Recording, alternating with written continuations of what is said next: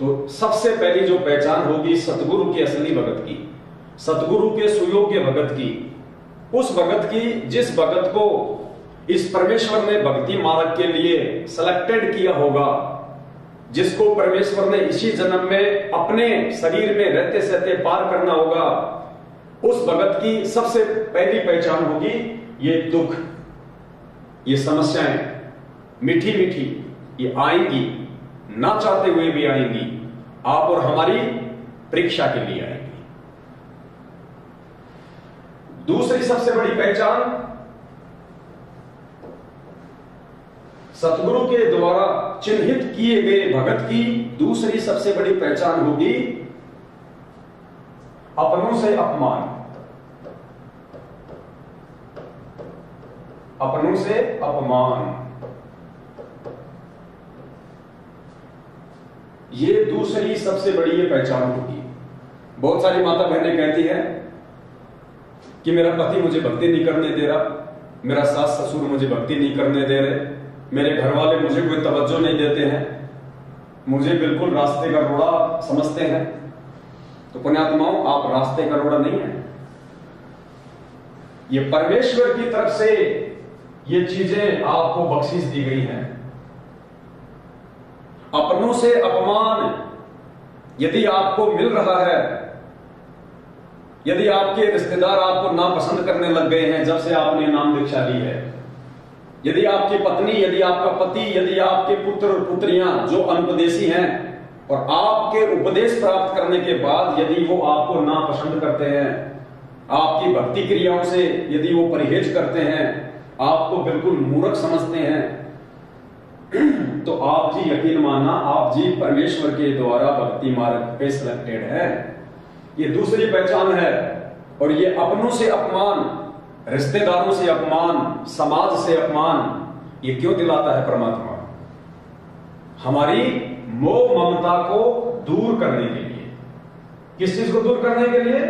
मोह ममता को, मोह ममता,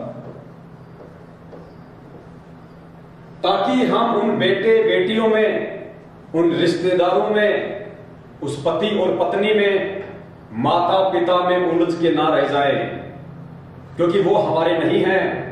परमात्मा कहते हैं ना, माता पिता तेरा कुटुंब कबीला, ये कोई दिन का मेला रे, खाली आया खाली जाएगा, ऐसी कुछ वाणी है परमात्मा की। संग चले ना ढेला रे। तो ये माता पिता, ये परिवार, ये रिश्तेदार, ये समाज, ये यार दोस्त यदि हमारे अनुकूल नहीं है, यदि इस परमेश्वर की भक्ति से नहीं जुड़े हैं, तो पुण्यात्माओं ये भी हमारे बहुत बड़े एक बंधन का कारण है। ये पोता पोती की मोह ममता, बेटा बेटी की मोह ममता, उनके प्रति कोई चिंतन, छोरा नौकरी नहीं लगा, बेटी के बेटा नहीं हुआ, मेरा जवाई नौकरी नहीं लगा, बेटे का कोई कारोबार सेट नहीं हुआ, ये सारी चीजें हमारे को मोह बंधन में बांधने का एक कारण है। हम सारा जीवन इन्हीं बातों को लेके हम चिंतित रहते हैं, परमात्मा की भक्ति हम कर नहीं पाते। और किसी कारण से यदि हमारी मौत हो जाती है, क्योंकि जो परमेश्वर के वचन पे नहीं चलेगा, माता पिता हो, चाहे बेटा बेटी हो, चाहे पोता पोती हो, जब तक वो उनको परमात्मा की आत्मा मान के नहीं चलेगा, तब तक ये सब कुछ हमारे बंधन का कारण है। और सतगुरु का एक वचन टूटता है, और किसी कारण से यदि हमारी अकाल मृत्यु हो जाती है, तो परमेश्वर का विधान है, जहां आशा तहां वासा हुई, मन कर्म वचन सुमरियो सोई। तो हमारी मोह ममता, इसी मोह ममता इसी बेटा बेटी के अंदर रह जाएगी, पोता पोते के अंदर रह जाएगी, और वहीं उस परमेश्वर ने हमारे को दोबारा से जन्म देना पड़ेगा, चाहे कुत्ता बना के दे, चाहे बिल्ली बना के दे, चाहे मानव शरीर दे।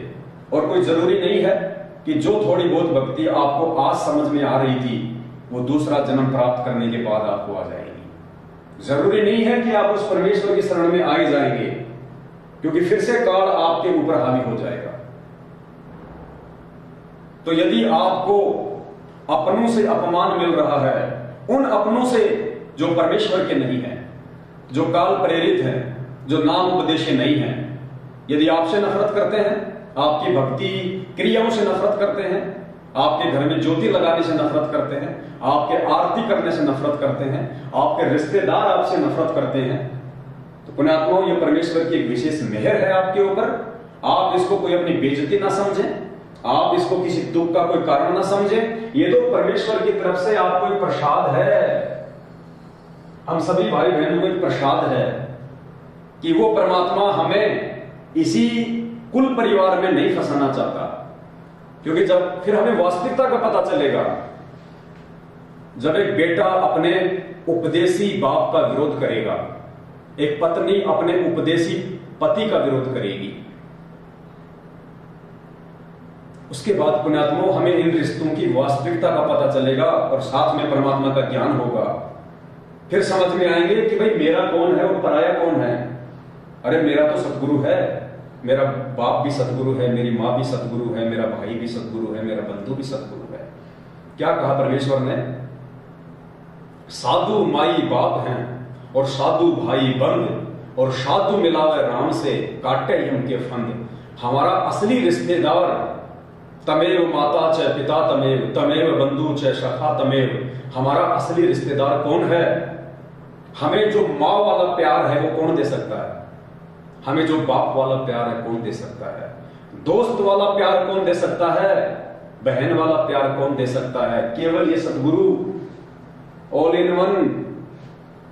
बाकी हमारे जो शरीर के भाई बंधु रिश्तेदार, बेटा बेटी, माता पिता, जवाई, यार दोस्त, ये सब के सब स्वार्थ वश ही हमारे को प्यार देंगे। इनका कोई ना कोई स्वार्थ होगा।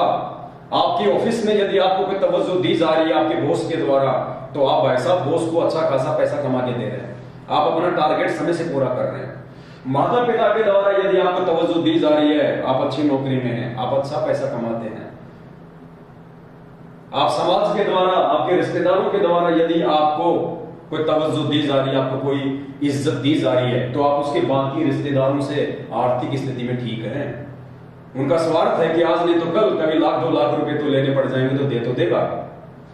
इसलिए अपने स्वार्थ के कारण वो आपको याद नहीं, वो आपको दुख नहीं देना चाहते। जब तक बैल चले, परमात्मा कहते हैं ना कि जब तक बैल चले हलिये में तब तक डाले चारा, और बुढ़ा हो तब नाथ काट दे, वो घर घर लाठे खाया। बैल होता है ना, बैल जब तक बैल जवान होता है, वो खेत में चलता है, किसान का काम करता है, तो क्या कहा परमात्मा ने? जब तक बैल चले हलिये में तब तक डाले चारा। वो किसान उसको तब तक ही चारा खिलाता है अपने घर पे बांध के, जब तक वो बैल उस किसान के काम का होता है। और बूढ़ा हो तब नाथ काट दे, जब वो बूढ़ा हो जाता है, किसी काम का नहीं होता, किसान के ऊपर एक बोझ बन के रह जाता है, तो कहते हैं उसका जो रस्सा होता है नाथ काट दे, यानी उसके नाक में जो रस्सा डला होता है, नाथ काट दे यानी रस्सा काट दिया जाता है और बैल को घर से बाहर कर दिया जाता है, क्योंकि वो उसके किसी काम का ही नहीं रहा।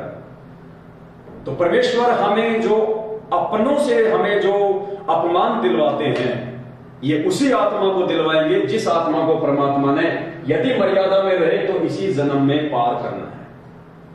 उस आत्मा को परमात्मा रिश्तों की अहमियत समझाना चाहते हैं।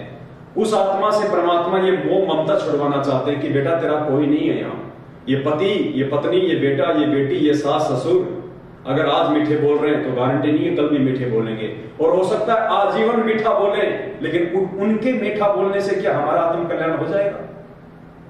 हमारा आत्म कल्याण तो परमेश्वर की मर्यादित सत्य भक्ति से ही होगा। इसलिए वैसे भी यदि किसी भगत के घर में कोई ऐसी समस्या नहीं है, मान लीजिए उसको कोई अपमान नहीं मिल रहा, सब लोग कह रहे हैं कि कोई बात नहीं भाई, ये अपनी भक्ति कर रहा है, हम अपनी भक्ति कर रहे हैं, हमें कोई दिक्कत नहीं, तो भी हमें इन चीजों से ज्ञान आधार से दूरी बना के रखनी होगी। हमें फालतू में उन रिश्तेदारियों में जाना, उन रिश्तेदारों के साथ में ज्यादा उठ बैठ करना, ज्यादा प्यार प्रेम की बातें करना, ये इस भक्ति मार्ग में वर्जित है। परमात्मा कहते हैं रत्न जड़ाऊ मंदिर हो और लख योजन स्थान, साकट सगा ना भेटिए जो हो इंद्र समान। कितनी बड़ी बात कही है पूज्य गुरुदेव भगवान ने। रत्न जड़ाऊ मंदिर हो, यानी उनके पास चाहे अपार धन संपदा हो, हीरे मोती लाल हो, अरबों खरबों की संपत्ति हो, रत्न जड़ाऊ मंदिर हो, लख योजन स्थान, चाहे उसके पास में कितनी ही प्रॉपर्टी क्यों ना हो, वो कितना ही माला माल क्यों ना हो, कितना ही वो धनवान क्यों ना हो, तो गुरुदेव कहते हैं रतन जड़ाऊ मंदिर हो लख योजन स्थान, और साकट सगा ना भेटिए। साकट सगा, सगा यानी रिश्तेदार, और साकट यानी परमात्मा ने बताया साकट वो होता है जो ना तो स्वयं भक्ति करे ना दूसरों को भक्ति करने दे, जो आपके गुरु के विषय में उल्टा सीधा कहे, आपको भक्ति मार्ग से दूर होने की सलाह दे कि यार वो रामपाल जी तो ऐसे हैं, मैं अच्छे से जानता हूँ, मेरे दोस्त उसके गांव का है, अरे पहले वो जेई था, अरे हम सब जानते हैं अच्छे से, दुनिया को मूर्ख बनाते हैं, वो करते हैं, अरे तेरा गुरु जेल में बैठा ना, तेरा गुरु अगर कोई संत है, कोई भगवान है तो जेल में क्यों बैठा हुआ है। यानी ये तरह तरह की बातें काल प्रेरणा से जो हमें भक्ति मार्ग से दूर करने के लिए उन साकट व्यक्तियों के द्वारा काल करवाएगा। कहते हैं ऐसा साकट भला भी नहीं बैठना चाहिए, ऐसे साकट रिश्तेदार के तो दर्शन भी नहीं करने चाहिए। अरे परमेश्वर ने तो मां के लिए भी कह दिया, मां के लिए भी परमात्मा ने क्या कहा कि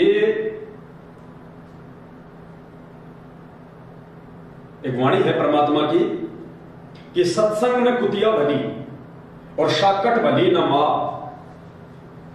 परमात्मा कहते हैं यदि वो माता जो शाकट है, जो अपने बेटा बेटी को भक्ति नहीं करने देती है, ना स्वयं भक्ति करती है, और स्वयं करती है तो आम उपासना करती है, उसको कहते हैं साकट मां। तो परमेश्वर कहते हैं कि सत्संग में कुतिया भली और शाकट भली न मां। परमात्मा ने उस शाकट मां से ज्यादा महत्व उस जानवर को दिया है, उस कुतिया को दिया है, जो अनजाने में भी किसी सत्संग के पास में जाके बैठी हुई है या किसी सत्संग स्थल के पास बैठी हुई है। कम से कम उस जीवात्मा के जो है कानों के द्वारा से उस मालिक के कुछ प्रवचन तो जा रहे हैं, वो किसी की निंदा चुगली तो नहीं कर रही, वो किसी का विरोध तो नहीं कर रही, वो स्वयं अपनी आत्मा को ही चार्ज कर रही है। क्योंकि परमेश्वर कहते हैं कि ये जो परमेश्वर की वाणियां हैं, जो आरती है, जो सत्संग है, हम जो सुमरण करते हैं, परमेश्वर ने कहा कि इनका असर पेड़ पौधों से लेके जानवर सब पे होता है, क्योंकि आत्मा सब उस परमेश्वर की है। तो परमेश्वर ने कहा कि सत्संग में कुतिया भली और शाकट भली न मां। वह बैठी हरी चर्चा सुने, कौन? वो कुतियां। वह बैठी हरी चर्चा सुने और वह निंदा करने जा। वो मां वो निंदा करेगी, जहां भी जाएगी, जिसके पास भी बैठेगी वो निंदा चुगली ही करेगी। तो परमेश्वर ने साकट मां से बेहतर एक जानवर को बताया है। तो पुण्यात्माओं, हमारे जो रिश्तेदार हैं, हमारे जो यार दोस्त हैं, पहली बात तो भक्ति मार्ग में आने के बाद, और जब हमें परमपिता परमात्मा का ये ज्ञान हो जाए, उसके बाद में हमने रिश्तेदारियों में जाना वैसे ही बिल्कुल डाउन कर देना है। यदि आपके रिश्तेदार इस परमात्मा से जुड़े हुए नहीं हैं तो, क्योंकि वो आपको कोई भी सही मार्गदर्शन नहीं दे सकते, वो आपको कोई भी सही सलाह नहीं दे सकते, उनके पास में बैठना ही अपनी भक्ति को जो है बर्बाद करना है। क्योंकि परमात्मा ने अपनी एक वाणी में बताया कि दुनिया से थी दोस्ती और पड़े भजन में भंग, एका एकी राम से या साधु के संग। दुनिया से थी दोस्ती, वो दुनिया में आ गए वो लोग जो हमारे गुरु जी के भगत नहीं है, जो हमारे गुरु भाई बहन नहीं है, वो दुनिया की कैटेगरी में आ जाते हैं। क्या कहा परमात्मा ने? दुनिया से थी दोस्ती पड़े भजन में भंग, यानी वो हमारी भक्ति मार्ग में बाधा ही उत्पन्न करेंगे। तो दुनिया से थी दोस्ती पड़े भजन में भंग, फिर क्या आदेश दिया परमात्मा ने भगत को? उसको क्या करना चाहिए? एक का एक ही राम से। अगर तुम अकेले हो तो अपने परमेश्वर से लगे रहो, अपने गुरुदेव के संपर्क में रहो। गुरुदेव के संपर्क में रहने का मतलब आश्रमों में चले जाओ, उस परमेश्वर के पास, यदि गुरुदेव आश्रम में है तो जाके उनके सत्संग सुनो, उनका आशीर्वाद प्राप्त करो। आप यदि अपने घर पे हो तो परमात्मा की आरती करो, सत्संग सुनो, मालिक के शब्द गाओ, जो मंत्र जाप करने के लिए दिया है वो करो। तो कहते हैं एक का एक ही राम से या साधु के संग, या फिर अपने भगत भाई बहनों से कोई चर्चा हो जाए। आजकल तो मालिक ने फोन दे दिए, मोबाइल दे दिए, या अपने भगत भाई बहनों से कोई चर्चा हो जाए। या फिर परमात्मा ने बताया अपने खेतों में चले जाओ, घूमते रहो, माला करते रहो, मालिक के शब्द गाते रहो। लेकिन साकट व्यक्ति के पास में नहीं बैठना है, अनुपदेशी व्यक्ति के पास में नहीं बैठना है। वो भक्ति विरुद्ध ही बात करेगा, वो जगत वाली ही बात करेगा। वही बात है, जो मूली खाएगा तो मूली की डकार छोड़ेगा, और जो रसगुल्ला खाएगा तो मीठी डकार आएगी। तो इस प्रकार से पुण्यात्माओं, ये दूसरी पहचान होगी उस आत्मा की जिस आत्मा को परमपिता परमात्मा ने, सतगुरु रामपाल जी भगवान ने विश्वास करके इस भक्ति मार्ग के लिए चुना होगा। ये दूसरी पहचान होगी, अपनों से अपमान। पहली पहचान दुख, दूसरा अपनों से अपमान, और तीसरी पहचान क्या होगी पुण्यात्माओं? दो प्रकार के कष्ट, शारीरिक और आर्थिक। शारीरिक और आर्थिक कष्ट ये भी हल्के हल्के उस भगत को बने ही रहेंगे जिस भगत को परमपिता परमेश्वर सतगुरु रामपाल जी भगवान ने वर्तमान कलयुग की बिजली पीढ़ी में मोक्ष के लिए चुना होगा। ये दो प्रकार के जो कष्ट हैं ये हल्के हल्के उस आत्मा के ऊपर बने ही रहेंगे। क्यों बने रहेंगे? परमेश्वर की याद को ताजा बनाए रखने के लिए, परमेश्वर की याद को ताजा बनाए रखने के लिए। पुण्यात्माओं, आज यदि मेरे घर में लाखों की संपत्ति है, मेरे बैंक बैलेंस में लाखों की संपत्ति है, और कल को यदि मेरे ऊपर थोड़ी बहुत कोई समस्या आ गई अपने ही प्रारब्ध की, बच्चे को एक्सीडेंट हो गया, बच्चा बीमार हो गया, या अन्य ऐसी कोई आपत्ति आ गई कि पैसों की सख्त जरूरत है, तो पुण्यात्माओं से हम क्या करेंगे? जो धनवान व्यक्ति होगा, जो पैसे वाला व्यक्ति होगा, वो परमेश्वर याद नहीं करेगा, तो तुरंत कहेगा लाओ भाई मेरा पंजाब नेशनल बैंक का एटीएम निकाल के लाओ, जाओ बेटा बैंक में जाओगे 50,000 रुपए का चेक ले जाओ निकाल लाओ। उसको परमेश्वर इतना जल्दी याद नहीं आएगा, उसको माया याद आएगी, उसको पैसा याद आएगा। और जो भगत निर्धन होगा, जो भगत दारिद्र होगा, जो हैंड टू माउथ होगा, उसको परमेश्वर याद आएगा। ऐसी कोई भी समस्या यदि आई उसके सामने, पहली बात तो 100 शुक्र मनाएगा कि हे परमपिता परमात्मा, दास को इन आपत्तियों से परमेश्वर आप जी बचा के रखना, क्योंकि उसको पता है कि परमेश्वर के अलावा तेरे पास में दूसरा कोई चारा नहीं है। और फिर भी यदि ऐसी उसके प्रारब्ध की कोई समस्या आ जाती है तो पुण्यात्मा वो क्या करेगा? वो जाके अपने गुरुदेव को दंडवत करेगा, वो रोएगा, वो परमात्मा से 100 बार प्रार्थना करेगा कि हे परमपिता परमात्मा, इस अभागे का, इस दीन का, इस भगत का, इस दो कोटि के जीव का आपके अलावा कौन सहारा है हमारे? हे परमेश्वर, आप ही मुझे इन आपत्तियों से, इन विपत्तियों से मुझे उबार सकते हो। तो यदि आपके ऊपर कोई शारीरिक समस्या है थोड़ी बहुत, या आर्थिक कोई समस्या है, अब शारीरिक समस्या क्या?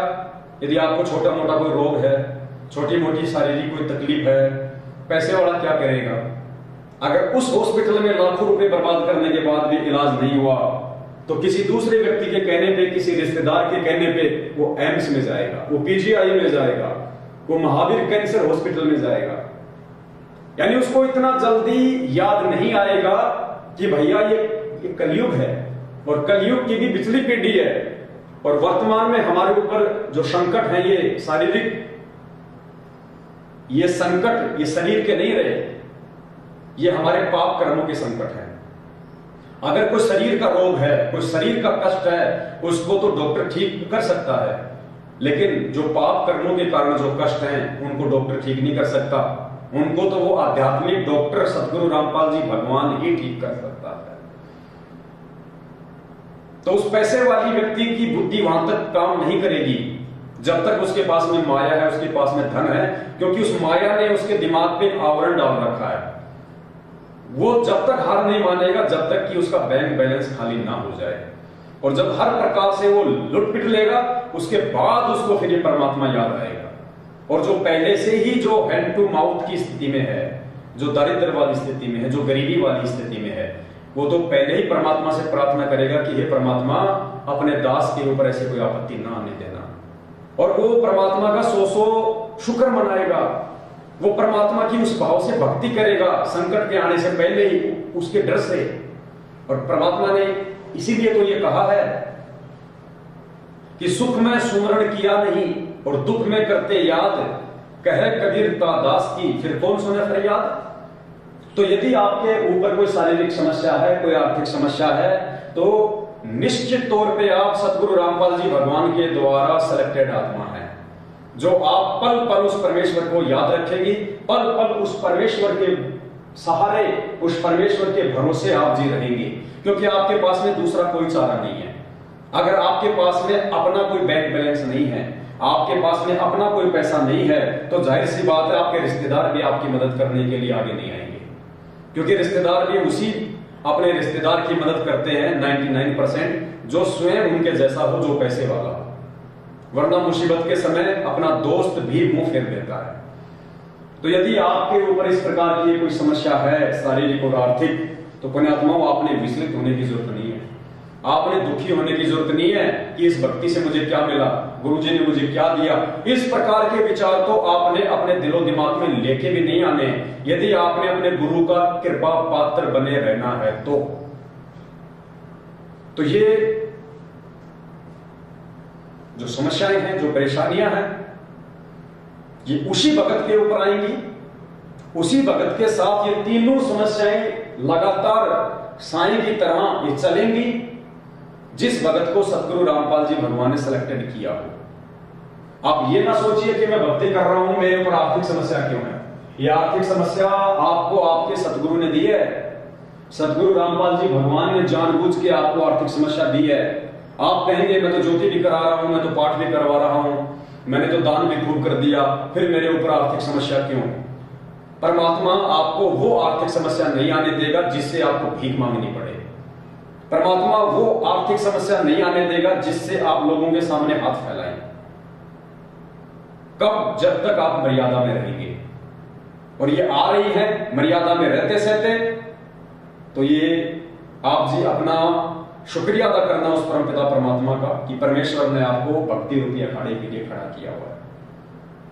क्योंकि ये आर्थिक समस्या जानबूझ के परमेश्वर ने दी है। हम परमेश्वर का एक सत्संग है, हम उसका सहारा लेंगे, उस सत्संग से आपको समझ में आएगा। क्योंकि पुण्यात्मा बिना ज्ञान के अमूमन 99% भक्तों की यही सोच होती है कि अगर मैं जितना दान धर्म करूंगा मुझे परमात्मा उतना ही पैसा देगा, परमात्मा मुझे उतना ही धन देगा जितना मैं परमेश्वर को दान धर्म करूंगा। लेकिन पुण्यात्माओं देगा परमात्मा, ये मालिक का विधान है कि धर्म तो धसके नहीं धसके तीनों लोग, खैरायत में खैर है कीजिए आत्मपोख। और परमेश्वर ने द्रौपदी के विषय में कहा था कि 4 युगों में देख लो हमने किसका राख्या मार। ये 4 युगों का इतिहास उठा के देख लो, जिसने हमारी सेवा की है, जिसने हमें दान धर्म दिया है, हमने अगर किसी का भी रखा हो तो ये 4 युगों में देख लो हमने किसका राख्या मार, हमने किसका पैसा मार के रखा है, हमने किसकी सेवा मार के रखी हुई है।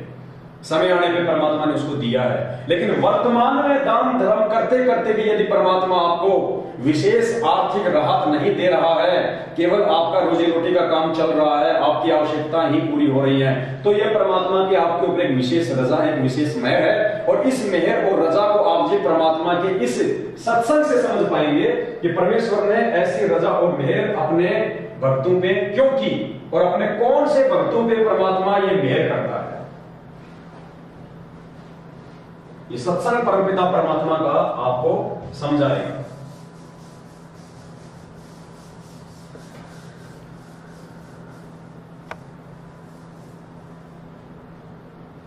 ये सत्संग परमात्मा को ध्यान से सुनना बहुत ज्यादा इंपॉर्टेंट ये सत्संग है परमात्मा का। आपकी आंखें खोलने वाला ये सत्संग है परमपिता परमात्मा जी का, जिससे आपको दृढ़ता मिलेगी, आपको एक विश्वास मिलेगा इस भक्ति मार्ग के ऊपर। आप जी विचलित नहीं हो सकते। तो पुण्यात्मा दान के विषय में हम आम भक्तों की जो ये सोच है, जो ये धारणा है कि हम गुरुजी को जितना धन देंगे, हम गुरुजी को जितना दान करेंगे, गुरुजी उतना ही ज्यादा हमारे को धन देंगे, हमारे को पैसा देंगे, हमारी आर्थिक स्थिति को सुदृढ़ कर देंगे। बात तो बिल्कुल सत्य है, क्योंकि परमात्मा की वाणी है कि दान की धन चाहिए तो दान कर और मुक्ति चाहिए तो सुमर नाम। ये मालिक की वाणी है कि अगर तुझे धन चाहिए तो ज्यादा से ज्यादा दान कर, उसके प्रतिफल में परमात्मा आपको खूब सारा धन देगा। और अगर आपको मुक्ति चाहिए तो आप जी नाम का सुमरण करो। तो यहां पे जो परमेश्वर कह रहे हैं कि धन चाहिए तो दान कर, पुण्यात्माओं ये शब्द परमात्मा के उन आत्माओं के लिए है जो आत्माएं मोक्ष की अधिकारी आत्माएं नहीं हैं, जिनको परमात्मा ने इसी जन्म में पार नहीं करना है, या आज से पहले परमेश्वर जिन जिन युगों में आए हैं, क्योंकि वो मोक्ष का समय नहीं था, मोक्ष का पीरियड नहीं था, उस समय परमात्माओं ने केवल दान धर्म और पांचों यज्ञ के बलबूते पे उन आत्माओं को आत्मिक रूप से मानव जन्म प्राप्त करवाने के लिए रिचार्ज करना था। इसलिए परमात्मा ज्यादा से ज्यादा उनके प्रतिफल में, ताकि उनका विश्वास बढ़े, वो भक्ति ना छोड़े, वो सदगुरु के चरणों में लगे रहे, इसलिए परमात्मा उनको दान के प्रतिफल में ज्यादा से ज्यादा उनको धन दिया करते थे। लेकिन ये जो वाणी है, ये पुण्यात्माओं आज उन आत्माओं पे लागू नहीं होगी जिन आत्माओं को परमात्मा ने इस पिछली पीढ़ी के मोक्ष पीरियड में आज ही पार करना है। तो क्या लागू होगा आज वाली आत्माओं के ऊपर? ये परमेश्वर का अनमोल सत्संग लागू होगा, जिसमें परमात्मा कह रहे हैं, क्योंकि एक भगत था, जब उस भगत ने परमेश्वर का ये सत्संग सुना तो भगत ने कहा कि गुरुदेव, हम तो इसलिए ज्यादा ज्यादा दान धर्म करते हैं कि हमें धन ज्यादा मिले, और आप इस वाणी में कह रहे हो कि दानी को नहीं देत हूं ना राखूं वर्ष करोड़, ये माया है सूम की कंजूस व्यक्ति की और बंधी सूम दल डोर। कि ये जो माया है ना, माया, जो भगत मुझे दान करेगा ना उसको मैं धन नहीं दूंगा, ये धन, ये माया मैं उस कंजूस भगत को दूंगा, उस कंजूस व्यक्ति को दूंगा जो केवल धन प्राप्ति के लिए ही मेरे से जुड़ा हुआ है, ना कि मोक्ष के लिए। तो फिर भगत ने कहा कि परमेश्वर, यदि आप अपने दानी भगत को धन नहीं दोगे तो क्या दोगे? तो परमेश्वर ने कहा कि दानी को तो देत हूं ज्ञान ध्यान विश्वास, भक्ति गरीबी बंदगी जो निपजे निज दास। कि जो मेरा दान करने वाला जो भगत होगा, और दान जो केवल अपने आत्म कल्याण के लिए करेगा, अपने मोक्ष के लिए करेगा, ऐसे दानी भगत को मैं धन ज्यादा नहीं दूंगा, धन केवल उसको हैंड टू माउथ दूंगा, उसकी आवश्यकताओं की पूर्ति होती रहे, बस इतना ही दूंगा। मीठा मीठा उसको धन का अभाव रहे, ताकि वो परमेश्वर को याद करता रहे, इतना ही दूंगा। बाकी उसको क्या दूंगा? दानी को तो देत हूं, क्या क्या देगा परमेश्वर? मालिक ने कहा कि दानी को तो देत हूं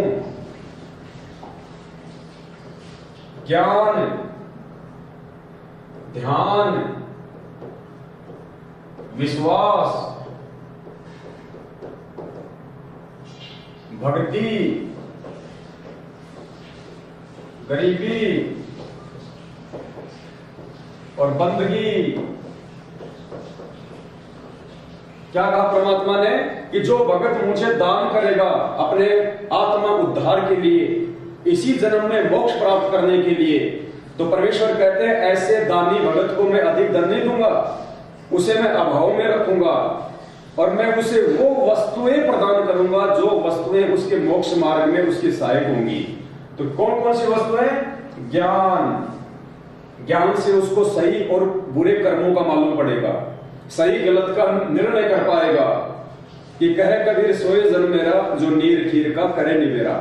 तो ज्ञान से ही उसको सही और गलत, कौन से कर्म भक्ति मार्ग पे करने चाहिए, कौन से कर्म नहीं करने चाहिए, कौन से वो कर्म करने से सदगुरु की मर्यादा और वचन टूटेगा, और कौन से कर्म ना करने से हम परमेश्वर के नजदीक बने रहेंगे। तो सबसे पहले क्या बताया परमात्मा ने? ऐसे भगत को मैं ज्ञान दूंगा, फिर मैं उसको ध्यान दूंगा, भक्ति में उसका ध्यान लगे, सत्संगों में उसका ध्यान लगे, अपने गुरुदेव के चरणों में उसका ध्यान लगे, उसका मन विचलित ना हो, उसका मन कहीं इधर उधर ना भटके, विषय वासनाओं में ना भटके, काम क्रोध मद लोभ में ना भटके, आवारागिरी में ना भटके। इसलिए परमेश्वर उसको ध्यान देंगे। विश्वास, ताकि वो दृढ़ता के साथ में भक्ति करे, अपने सदगुरु के ऊपर उसका विश्वास बन जाए कि मेरे गुरुदेव के अलावा इस पृथ्वी पे अन्य कोई पूर्ण संत नहीं है, कोई भी मोक्ष प्राप्त करवाने वाला महापुरुष नहीं है, मेरे गुरुदेव ही सकलों के राजा हैं, यही स्वयं साक्षात कबीर भगवान है। उसको मैं विश्वास दूंगा ताकि दृढ़ता के साथ भक्ति मार्ग पे टिका रहे। भक्ति देगा परमात्मा उसको, तीनों समय की आरती सही समय पे करे, जो सुमरण परमेश्वर ने दिया है मर्यादा में रह के करे, समय समय पे परमेश्वर के चरण कमलों में सत्संगों के लिए वो जाता रहे, उसके भाव बने रहे, उसकी श्रद्धा बनी रहे, तो परमेश्वर उसको भक्ति देंगे। गरीबी, ताकि मेरे भगत को काल ना ठग ले, मेरा भगत कहीं बिगड़ ना जाए, मेरा भगत कहीं ज्यादा से ज्यादा धन प्राप्त करके मायाधारी बनके और अपने जो भक्ति कर्म है उनसे विचलित ना हो जाए, मेरे भगत के अंदर मीठा मीठा एक मतलब भाव बना रहे। अगर उसमें गरीबी रहेगी तो परमात्मा उसके नजदीक रहेगा, क्योंकि हर स्थिति में वो परमात्मा को ही याद करेगा, हर स्थिति में परमात्मा को ही अपना सहारा और साथी समझेगा। इसलिए मैं उसको गरीबी दूंगा। बंदगी यानी सेवा भाव, आधीनता, परोपकार का कार्य करना, परमार्थ के लिए निस्वार्थ भाव से आगे बढ़ना भक्ति मार्ग पे, तो परमेश्वर कहते हैं कि मैं उसको बंदगी दूंगा। तो ये सारी चीजें पुण्यात्माओं के भक्तों को मिलेगी, ये उन विशेष आत्माओं को मिलेगी जो विशेष आत्मा परमात्मा ने इस कलयुग की पिछली पीढ़ी में मोक्ष के लिए सेलेक्ट कर रखी होंगी। अब सुनिए आप परमपिता परमात्मा जी का ये सत्संग, और एक एक चीज आपको क्लियर हो जाएगी कि वास्तव में ये जो दुख, ये जो समस्याएं, ये जो अपनों से जो ये अपमान है, ये हमें क्यों मिल रहा है। फिर हम इन चीजों से दुखी नहीं होंगे, इन चीजों से फिर हम टूटेंगे नहीं, क्योंकि हमें ज्ञान आधार से इस बात का पता चल जाएगा कि ये सारी चीजें, ये सारी घटनाएं जो मेरे साथ में घटित हो रही हैं, जिनको मैं एक समस्या मान रहा हूं, ये समस्या नहीं, ये तो वरदान है मेरे लिए, मेरे सतगुरुदेव जी की तरफ से ये सत्संग सुन के, क्योंकि परमात्मा मुझे इसी जन्म में मुझे पक्का हीरा बनाना चाहते हैं। मुझे आग में तपा तपा के ऊपर ज्ञान आधार रुपया थोड़े की चोट मार मार के मेरी कोई वस्तु बनाना चाहते हैं, जिससे कि मेरी बाजार में मेरी कोई कीमत बने। ये सत्संग अब आपको समझाएगा कि परमेश्वर दान करने वाले भगत को अधिक धन क्यों नहीं देता, भक्ति करने वाले भगत को परमात्मा थोड़ी बहुत दुख और तकलीफों में क्यों रखता है, और कैसे वो दुख और तकलीफ हमारे लिए वरदान है, और कैसे वो माया आगे चल के भगत के लिए संकट बन जाती है। ध्यान से ये सत्संग सुनिए परमपिता परमेश्वर जी का।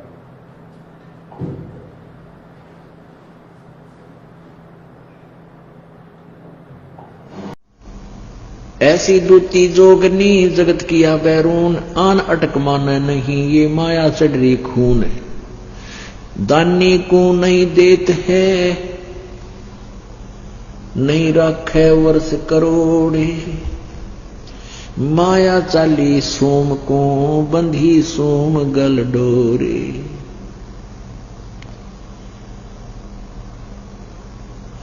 अब क्या बताते हैं कि परमात्मा माया, जो दानी व्यक्ति होते हैं वो संग्रह संचन नहीं करते, और जो सूम होते हैं, जो कंजूस होते हैं, उनके पास माया का संग्रह घना होता है। तो क्या बताते हैं, या माया मेहरी भई गई सोम दरबार। दानी के नहीं जात है के कारण करतारे। दानी को तो देत हूं मैं ज्ञान ध्यान विश्वास, और भक्ति गरीबी बंदगी जो न्यपजय निज दास। शील संतोष विवेक जो दया धर्म कुल साज। ज्ञानी गलता न रहे ना ममता की दाज। अब यहां प्रश्न उत्तर आप ही कर रहे हैं परमात्मा कि हे परमात्मा, या माया जो है दान करने वाले भगत के घर पे, दानी के घर इतनी माया जैसे औरों के पास होती है, लोग दिखावा करते हैं, तो भक्ति से परिचित व्यक्ति इस माया के घना पीछे नहीं लगता। तो यहां प्रश्न किया है कि दानी के नहीं जाते हैं क्या कारण करतार। तो परमात्मा कहते मैं अपने भगत के पास इस विष को घना नहीं रहने देता, और ज्ञानी दानी को तो देत हूं मैं ज्ञान ध्यान विश्वास, और भक्ति गरीबी बंदगी ही जो न्यपजय निज दास। कहते हैं अपने जो दान करते हैं उनको भक्ति गरीबी आधीनी और भक्ति गरीब बंदगी देता हूं, ताकि मेरी आत्मा इस काल के जाल से निकल सके। और माया तो इस जीव की बेड़ी है, गले पैरों में पड़ जाती है। शील संतोष विवेक जो दया धर्म कुल साज, यानी भक्त को तो मैं शील संतोष विवेक, विवेक क्या बताते हैं कि जैसे यही विवेक है भाई माया परमात्मा साईं इतना दीजिए जिसमें कुटुंब समावे, हम भी भूखे ना रहे अतिथि ना भूखा जावे।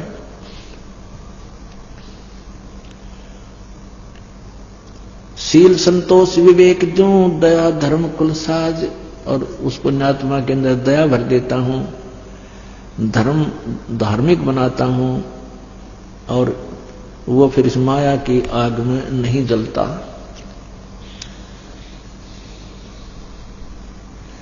माया प्रत्यक्ष काल है ये माया प्रत्यक्ष देव, और माया राजक राम है भोजन जोगी सेव।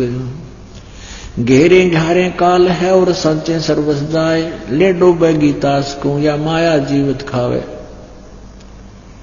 कहते हैं जो संचित करते हैं, जोड़ते हैं, संग्रह करते हैं, वो तो खराब करेगी, ये तो काल है तेरा।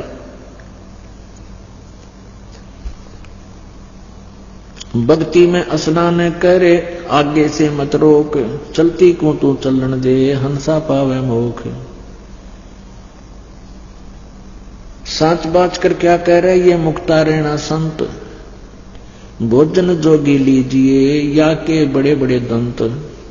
गरीब रावण का कुल वंश सोने डूब गया दैमाही, रावण का कुल वंश सुन डूब गया दैमाही, और संचत संचत ना थक्या और पाया गाम नठाई।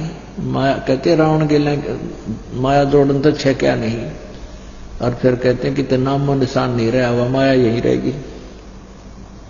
माया जोड़ सूम लगी पाप की पीठ, और साधु नैन ना देखते ये माया कौआ बीट। भक्त हैं संत हैं, कहते हैं ये माया के ऊपर आसक्त नहीं होते। क्या बताते हैं, इंद्र दा राज कागदा बिस्टा। परमात्मा कहते हैं जब आपको ये ज्ञान हो जाएगा ना सच्चाई इस मालिक का तत्व ज्ञान, तो आपके लिए स्वर्ग का राज भी काग की बीट दिखाई देगी। पुण्यात्मा बहुत बुरी तरह बांध दिया अपने को यहां काल भगवान ने। अब इस यहां से आपका मन हटाने के लिए ये एंटीबायोटिक कैप्सूल दिए जाते हैं परमात्मा के इस तत्व ज्ञान के, और इनको बहुत गहराई से आपने सुनना है, बहुत सावधानी से और गहराई से विचार करना है, तब आपके अंदर इसका रिएक्शन होगा। आप अंधे हो रहे थे माया जोड़ने में, आगा पीछा कुछ नहीं देखते थे, हम सभी ऐसे ही थे। जब से मालिक का ये ज्ञान हुआ है, ओए होए, उसी दिन से एक नया परिवर्तन आत्मा में आपा आ जाए, क्योंकि ये अंदर रिएक्शन करती है परमात्मा की वाणी, ये वैसी नहीं होती एंटीबायोटिक है, ये एकदम अंदर से बदलाव शुरू होगा, लेकिन थोड़ा समय अवश्य लगता है।